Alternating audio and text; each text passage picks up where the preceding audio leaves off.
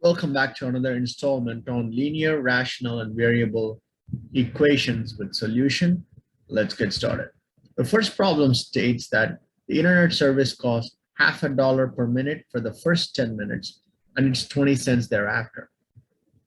Which of the following equation represents the cost of internet in dollars when time is greater than 10 minutes? There's really more than one way to do this problem. One way of thinking about it is using process of elimination, using some scientific guesses or estimated guesses. And then you can say this expression works best and this doesn't. The second way is to give an arbitrary numerical value for the internet bill. And then based on that bill, you can try to match which expression would give that numerical value. I'm choosing to do the latter because that's what I can associate more readily with, because it is more foolproof and it works. Okay, so we know that the internet service costs half a dollar per minute for the first 10 minutes, right? So let's actually convert all of these fractional values into whole numbers, because this expression contains, except for one, it contains a lot of whole numbers, right? Except for one decimal. So per minute, okay, for 1 minute, okay, it cost half a dollar, right? So for 10 minutes, it would cost what, $5, right? So the $5 is a flat fee for the first 10 minutes, irrespective whether you use half a minute, 1 minute, 5, or 10 minutes, right? So that means the flat fee is $5. So right away, we can say that choice B is incorrect, because what that has done is it's expressed it in terms of minutes, and that's incorrect because we want the bill in terms of dollars, right? So assume I have, now this is what I meant by you're going to assume a numerical value. So let's say I've used 20 minutes of the internet service, right? So I have $5, okay, for the first 10 minutes. That means I'm still left with 10 more minutes, right? That means it's 20 cents per minute thereafter. So for a minute, I'm looking at $0.2, right? So for the remaining 10 minutes, right, I'm looking at what, $2, right? Right? 1 minute is 0.2, so I'm looking at 10 minutes. So that's 20. So 0.2 times 10 is $2, right? So the net cost of my bill for the 20 minutes is $7, right?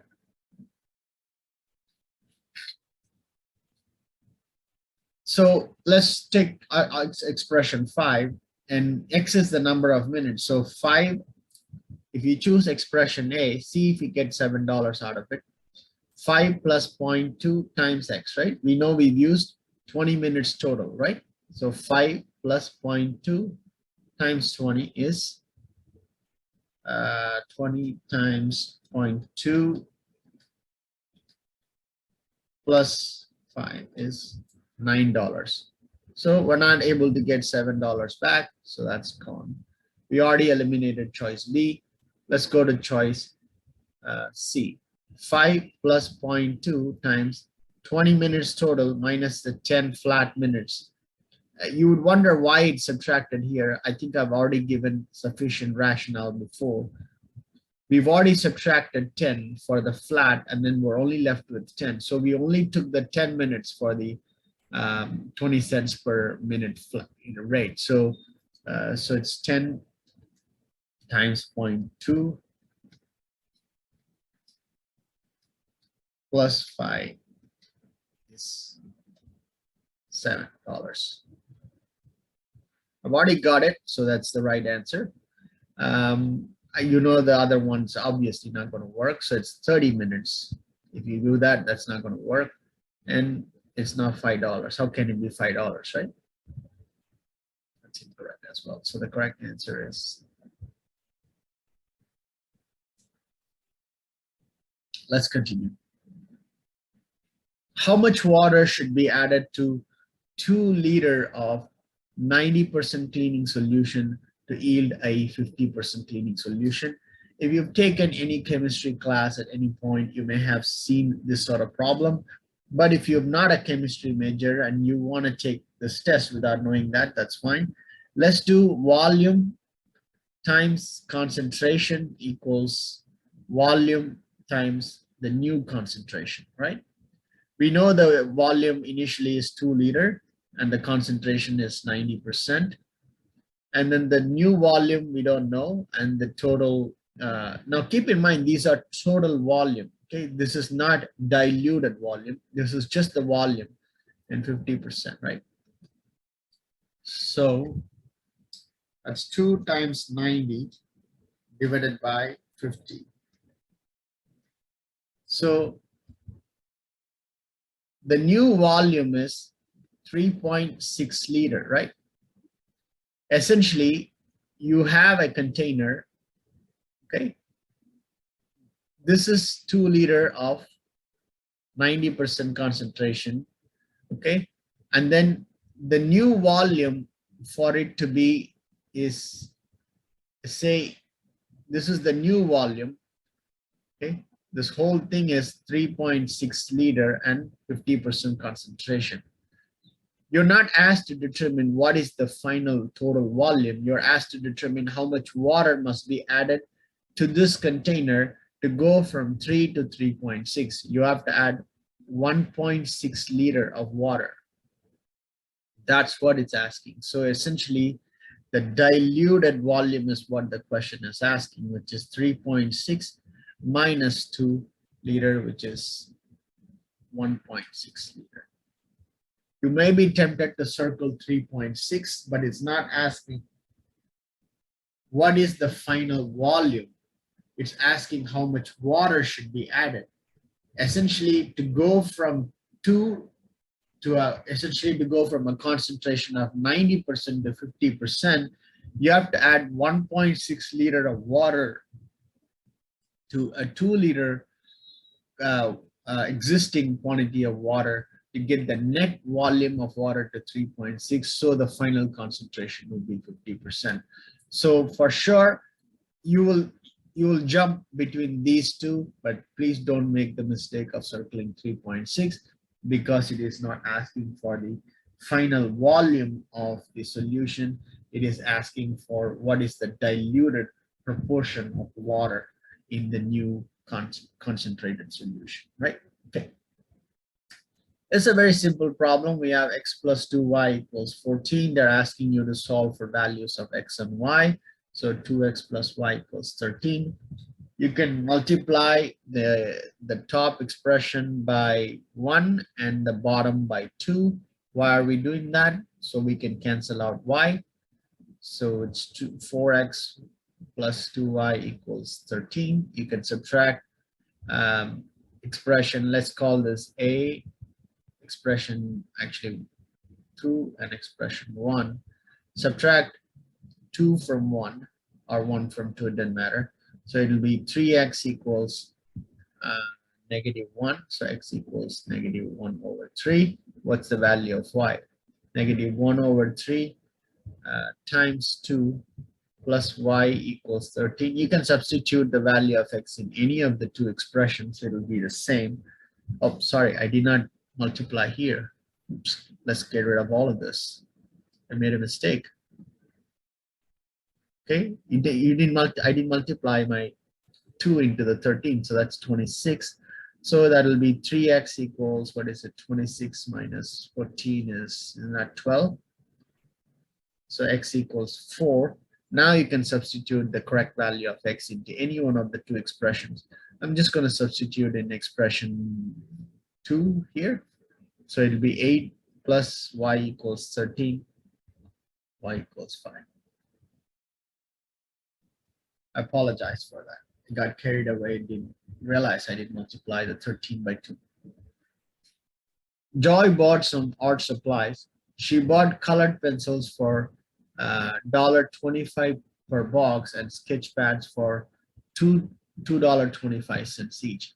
Joy bought one more sketch pad than colored pencil boxes and spent $9.25, right? So how do we do this? How many sketch pads did she buy? So let's say the pencil box, pencil is X. Okay, I'm not going to say box or just pencils X. And the sketch pad, let's call it sketch as Y. Okay. The pencil cost $1.25 per box, right? So $1.25 times X, right?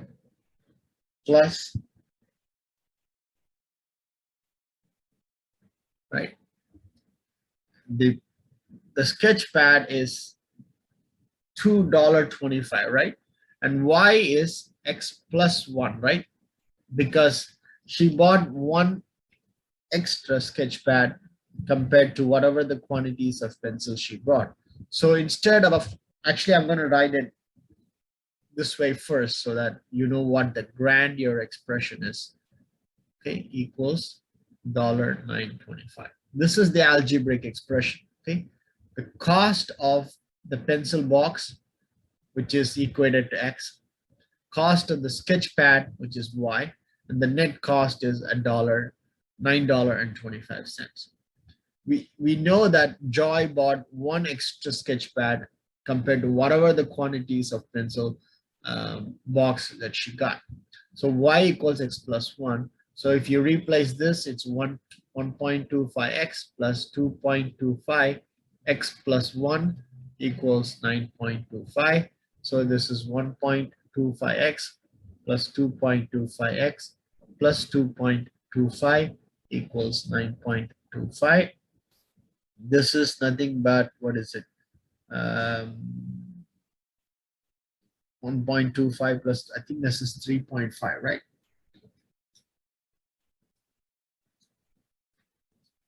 So 3.5X equals 7. So X equals 2. So she got two pencil boxes. So how many sketch pad boxes she bought? She add one more to the quantity of pencil. So Y equals 2 plus 1 equals 3.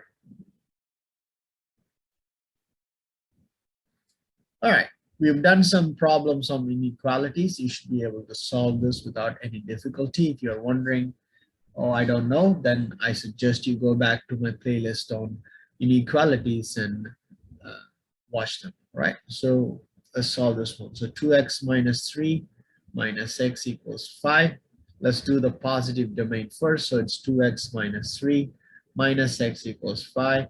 So that's x minus 3 equals 5, x equals 8. Let's do the negative domain. So it'll be negative 2x minus 3 minus x. Keep in mind, the negative is only for the side. Okay, equals 5. So that's negative 2x plus 3 minus x equals 5. So that'll be negative 3x plus 3 equals 5. Negative 3x equals 2. X equals negative 2 over 3. Is there a choice that matches these two values? Then that is the correct answer. We have x equals 8 or x equals negative 2 over 3, and that's the correct answer.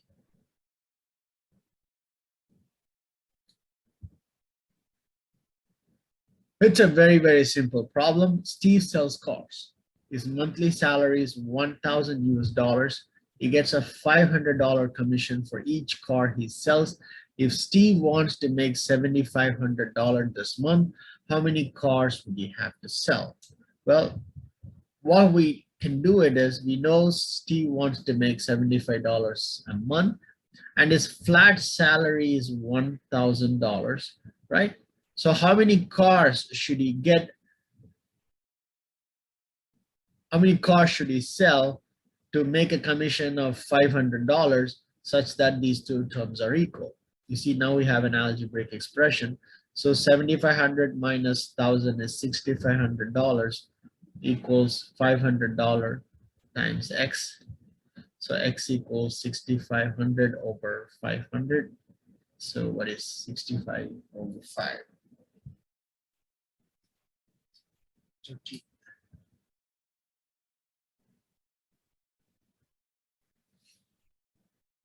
Well, that concludes this video. Thank you for watching, and I'll see you with another video on linear, rational, and variable equations with solutions. So don't go away anywhere. Stay tuned.